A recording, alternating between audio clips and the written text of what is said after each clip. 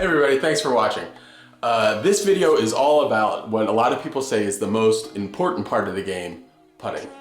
And to me, putting is all about confidence. So I've done basically every putting drill. I've used almost every training aid. I boiled down to 3 things that really can transform your putting. So this video is what works for me, but it's really all about you guys, what I think is gonna be beneficial for you. Because your natural instinct is you want to just be like, go from 0 to 1,000, and I just wanna make 1,000 6-footers in a row. I wanna make, 1,000,000 3-footers in a row. I wanna do this and that. Stuff like that with golf, especially with putting, just doesn't work. It has to be that perfect balance between something that's attainable and something that's not so hard or so punishing in its reward to you that it's going to start turning your putting philosophy in your mind into a negative. Really, practice with putting, it's not about doing the hardest thing and the most difficult thing over and over again. It's about doing stuff that's varied and different, and also doing stuff that you can do, and it won't be so mind-numbingly boring that it's not actually seeping into your brain. So that's the whole philosophy behind this Be a Better Golf putting program.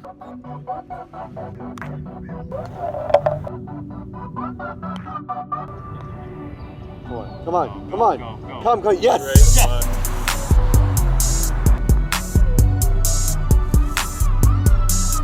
I'm gonna go through the whole process of what I do when I want to get my putting sharp again, and I can guarantee that it'll work. It takes a couple days, but if you really want to like overhaul your putting overnight, you can do it. It just takes a lot of time in one day. Good spot. Attaboy, Brendan. I have this device with me that I'm gonna use, and it's called the Putting Alley. There's a link for it in the description below. You can check it out. All I'm gonna do is I'm gonna do complete 10 putts in a row on the easy side, and then I'm going to try to make 3 putts in a row on the hard side. I think the easy side is like making a 10-footer, and the hard side is like making a 20-footer. All right, so we're gonna try to do 10 times on the easy side on the Putting Alley in a row. So obviously the easy side is the side with the wider green stripe that you're trying to go down.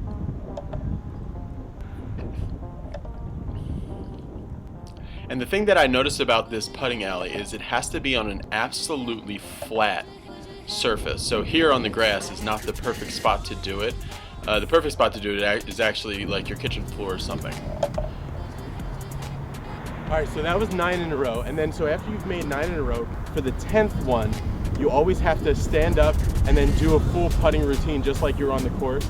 It's important to do that because it takes you out of your rhythm because sometimes you can just get in a rhythm and run off a ton in a row. But this jumps you out of your rhythm, and then you have to really think about making it as if you're on the golf course. And it's surprisingly difficult to make the 10th one when you do your full routine, which I'm gonna do now. So your first 9 are really about getting your technique better, getting your putts started more on line, and this 10th one is a lot more about getting your full routine working and actually being able to do it on the golf course. Actually, I did that on the first try, and it's actually not as easy as that. It usually takes a bunch of tries. I thought this was going to take like a really long time, but that's basically the simple part. And now for really hard, this is the easier side, like a 10-footer. Then this is like making a 20-footer. See how much thinner it is to keep the ball on this track. And basically anything that gets into this area, if it falls in here without being rejected by falling off there, it counts. If it goes in and hops out, that's fine, as long as it goes in. So now we're gonna try to make 3 of these in a row on the thin side. Very difficult. The other thing is really good, it reminds you of your alignment. So as you're going like this, you can see how your feet line up to your line. So on these hard side ones, they fall off a lot easier. So same thing, I made 2 in a row. Now I have to do my entire putting routine to get my last one. So obviously you could do something much, much tougher. You could try to make 10 hard side putts. I mean, you could try to make 100 hard side putts. but that just kind of misses the point of what you're trying to do when you're trying to practice your putting. Oh, I made it. That's part one of putting. I'll do that probably not very often, once a night. So here's me doing 10 in a row on the easier side. So you can see already just by doing this how much shorter my backswing is in the ratio to the. Also, I like to use a different color ball for the last one. More of a feeling that this is different. This is important. Right, so I'm using this different color ball for the very last one. Made it. And the reason I do that is just to get onto the feeling that it's something different and harder. Now you can see how much thinner the stripe is on here. You absolutely have to start your putt on line to get it into that cup. All right, cool. Get one of these things, or maybe you can do it yourself, but it's pretty easy. It's like $50.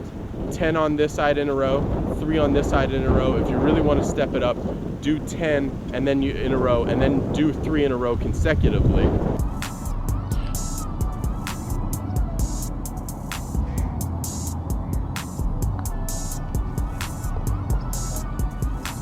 Go out to the course and do the circle drill. Put 10 balls in a circle and make all 10 of those. Do as many as you feel like your level of commitment to golf is. Like if you're super dedicated on becoming like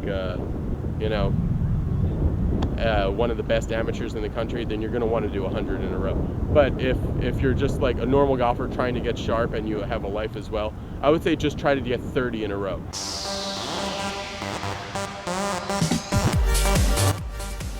All right, so this is me setting up the circle drill. This is also known as the Mickelson drill because this is something that he's done literally millions of times. So what you want to do is put your putter, the head of your putter, into the cup and then stretch the other end out just like that and place the balls around there like that. Now your putter is about 3 feet, and if you can master these 3-footers from all these different angles, then you really can dramatically lower your scores. Now you could be out here for hours and hours trying to get 100 in a row, but I think if you're an amateur that wants to be a single digit, you want to be scratched, something like that, I think 30 in a row is a really good test. It's something that's doable, and it's something that's not going to take so long that you're going to like this become part completely was bored with it. the circle drill.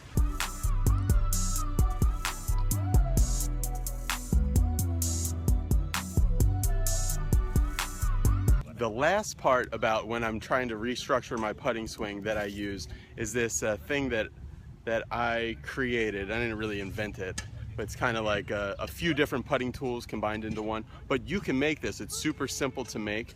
All you need to do is grab some poster board and measure it correctly and take it to Staples. Or I can send you one.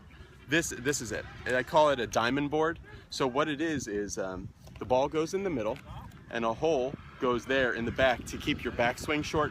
This is amazing for making 10-foot and in putts. So this is it all set up. So there's the hole right there, about 6 feet away.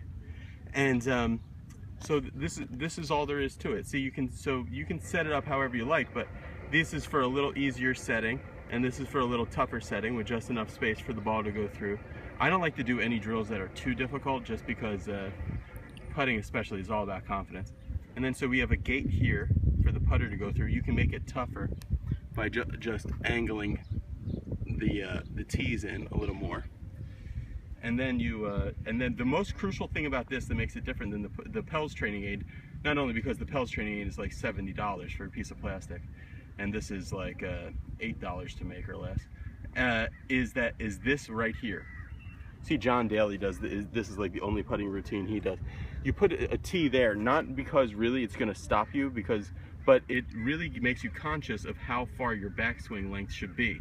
So this thing is super effective for getting my swing a little bit more compact, a little bit more machine-like, and a lot more consistent. This is one-handed, so it's kind of tough, but all you're going to do is back and through. So one of the keys to putting that a lot of people don't realize is how crucial it is to be hitting your putter in the center of the face. In the mall?